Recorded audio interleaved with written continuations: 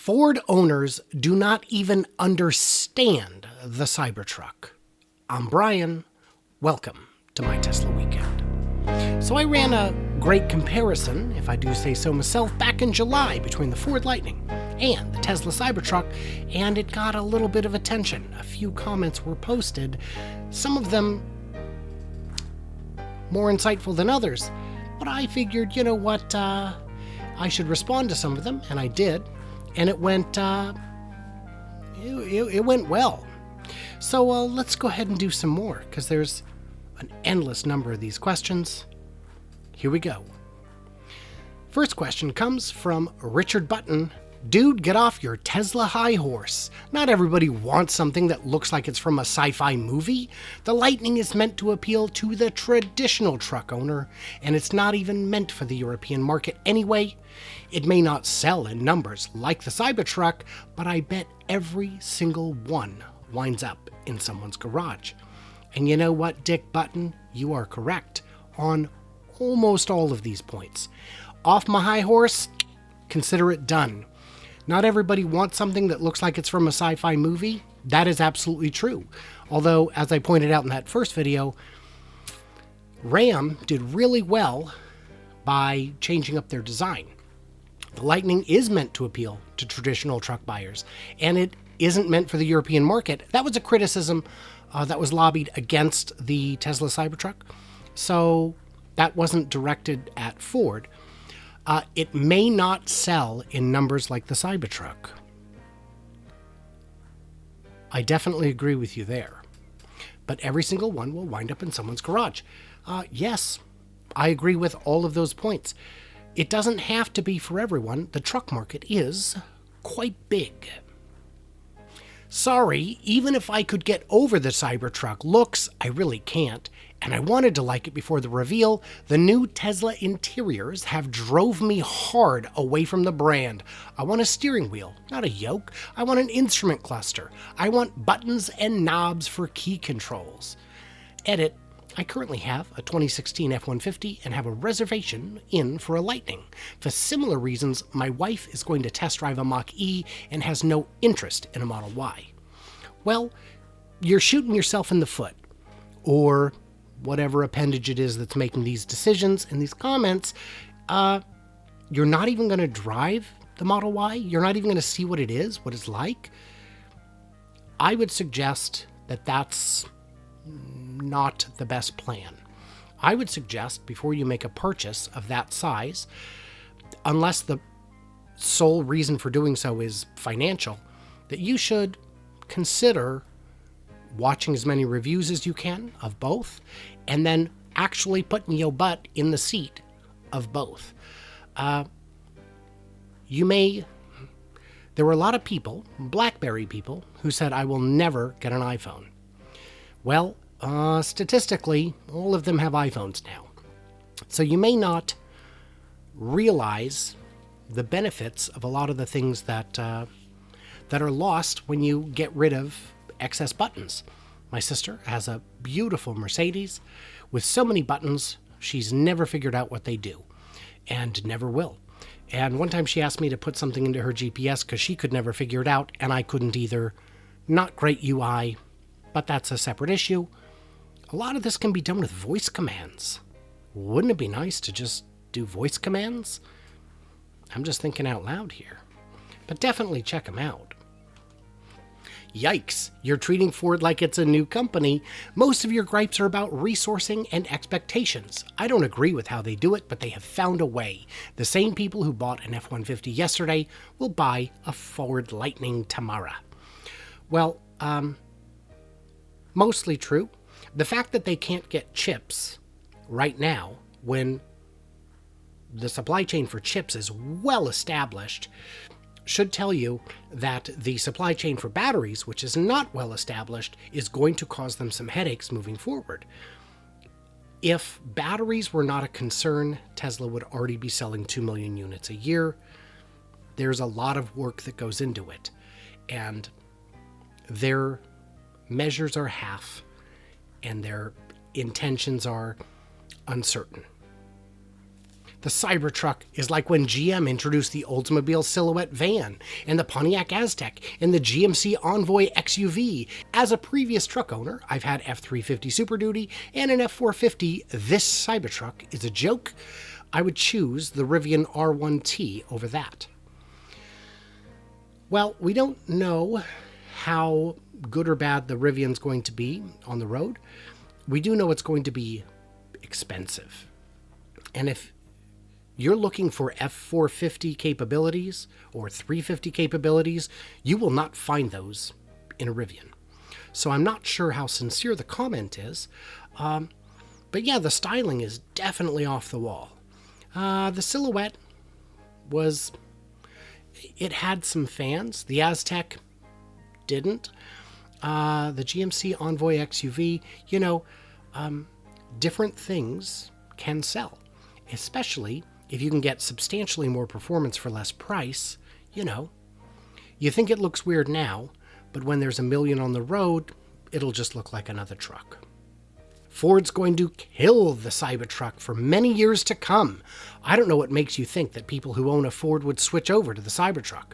100 F-150s are sold every hour of the day, 365 days a year. Do you actually know how many government agencies, state contracts do business with Ford? If you own a regular ICE F-150, then you can just switch your lockboxes, bed covers, or anything else. That's why they made it look like a regular work truck. The Ford customer is not trying to be flashy. We're there trying to get stuff done. The Cybertruck they couldn't keep up even if they wanted to.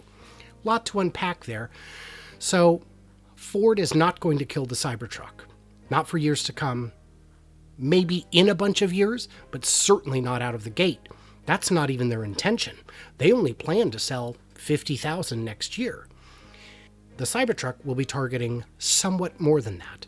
Their goal is to go as big as they can, as hard as they can, as fast as they can, and they don't have a more profitable ICE vehicle to cannibalize. I don't know what makes you think people who own a Ford would ever switch to the Cybertruck. Maybe they won't. Maybe they won't, but somebody will. And the bottom line is, people do switch brands. My stepdad was a loyal Ford owner until he got offered a great deal on a Ram. Now he's a Ram owner. He switched to Dodge, he never went back. I don't know if he even likes one over the other. It's just his thing. 100 are sold every hour? Good. But they're not going to sell 100 electric ones. They don't have the batteries.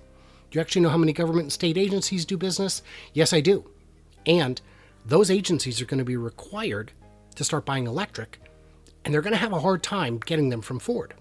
Ford is not planning to make that many. They hope to get to 160,000 by the middle of the decade-ish. That's only 16% of their fleet. That is not a commendable number. If you own a regular ICE, you can just switch your lockboxes, bed cover, or anything else. Yeah, that's true. That's true. But why would you? You don't need those things. Most of them are replaced with onboard items that function better. That's why they made it look like a regular work truck. No, my friend. Antoine, no, I'm so sorry. That is not why. It is because they're using the same parts that they already have and they don't want to start over. They will start over. They will do a ground-up rebuild for electric at some point, just not today, because it's not yet time to take this seriously. The Ford customer is not trying to be flashy. They're trying to get stuff done. If you want to get stuff done, wouldn't you rather have a longer bed in a shorter truck? Wouldn't you rather have more cargo space, more security? I mean, you're making an appeal to the style and then saying style doesn't matter. It either does or it doesn't. The Cybertruck could never even keep up if they wanted to. Well, my friend, time will tell. Time will tell. But while we're on Antoine, let's keep going. No, not at all. You wasted a lot of time rambling, though. The Cybertruck is a lifestyle truck. The F-150 Lightning is a worker's truck, two completely different types of customers. I agree. Lifestyle and work are generally different customers. I disagree with the conclusion, though. Some may switch over, and I do mean a few. But the sheer amount of state and government agencies that will buy the F-150 now as we speak make up a large amount of the no, they don't. No, they don't. No, they do not. Ford is currently selling like crazy to governments. High margin, low trim vehicles. There is no high margin, low trim electric vehicle that state agencies can afford. And that's going to be a problem because government agencies will be the first to mandate electric vehicle purchases. And that's going to really cause problems for Ford. Then you have regular customers that already have bed covers, toolboxes, campers, whatever. Doesn't matter. Those are all included. Then you have F-150 fan base that are diehard customers for life. Right. You'll never win them over. Great. Great. And that's true of any brand. Ford is more likely to cut into their own sales or the sales of Dodge and GMC. They're not going to be cutting into Tesla sales, but Tesla sales will be cutting into Ford sales. That's the distinct advantage there. And of course, all the other new truck EVs coming out next year, way before the Cybertruck arrives to market. I don't know which ones you mean. I think Rivian is likely to make it out in some number. I think Ford may get out first with a handful, but Ford has no interest in high volume, and Rivian has no capacity for high volume. The Hummer, I don't think we can count that. That's not a serious truck for anything but off-roading, and that's a very small market, especially in the $110,000 price range. Yeah, to flood the market with choices. I would love to see that. It ain't going to happen. I've been told since 2012 that in 2 years, all the legacy companies will have EVs that have more range, more performance, better batteries, and better construction than a Tesla. And for the last 9 years, it hasn't happened. There are very few cars on the market that have more range and better performance than a 2012 Model S. So, when it comes to future-looking predictions and statements, pardon my skepticism. So no, most Ford customers, farmers, state and government agencies definitely won't be switching over to the Cybertruck. Well, that's fine. They don't have to. The market is vast. It is millions of units a year. If Tesla took even 10% of that, it'd be more than the Model 3s they currently sell. Now, a few independently owned businesses may want more of a lifestyle truck, but an F-150 customer is not a lifestyle customer. You and I know different F-150 customers. I have friends who have F-150s of all sorts. Guys who just have big jacked up ones, guys who just have work ones. People of all varieties drive Fords. That's how they can sell so many. A2 the J9 responded to him, maybe better than I could. As I said in the beginning of my comment, Tesla only needs to siphon a small percentage of people away from legacy automakers early on because they simply cannot produce all the Cybertrucks to meet the demand. They sell every vehicle they make, and they are only limited by the number of battery cells that they can produce, which right now they simply can't meet the demands for their vehicles. In your initial post, you stated Ford would kill the Cybertruck for many years to come. Were you talking about all Ford trucks or just the Lightning? Because this video is about the Lightning. No one in their right mind thinks the Cybertruck will outsell ICE Ford trucks. Mathematically impossible, since Tesla will maybe make a few 100,000 Cybertrucks all of next year. Do you really think the Lightning will outsell the Cybertruck though? I highly doubt it. It might be competitive in sales initially, but I think the Cybertruck will eventually pull away for good.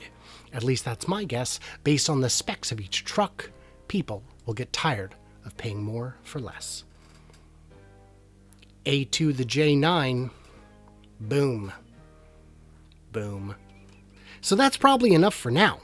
That was fun. I enjoyed this. Guys, I don't hate the Lightning. If Ford wants me to test drive their vehicle, I will do it. I will happily do it. And I will give it a fair shake. There's chargers in my neighborhood. I can do that. But you gotta be real here, man. And you gotta be a little less angry all the time. It's a bad look. I don't know if I somehow gave you the impression that this channel is about roasting other cars. It's not. I say good things about all kinds of EVs. I don't say a lot of good things about gas cars. You already know what they are, and you know what their downsides are. But I say good things about VW, about Porsche, about... Not as much about Mercedes, because I'm not super impressed with their offerings. I've said good things about Lucid and Nikola. So, if you guys want to accuse me of being a fanboy, at least try and keep it on base. But here's the thing, if you really want to upset me, what you got to do is subscribe so you see the next one of these. Follow me on Twitter, @4K Podcast. And definitely, if you really want to annoy me, sign up at Patreon, where you get early access, bonus content, an ad-free experience, and help keep the channel running for as little as $1 a month. And you can direct message me there. Oh, that would drive me crazy. That would drive me crazy. You totally shouldn't do that. So, what did I miss or misunderstand? Leave me all your juicy brilliance in the comments below, and stay tuned and stay juicy, and I simply cannot wait to hear from you clever robots on the flippity flop.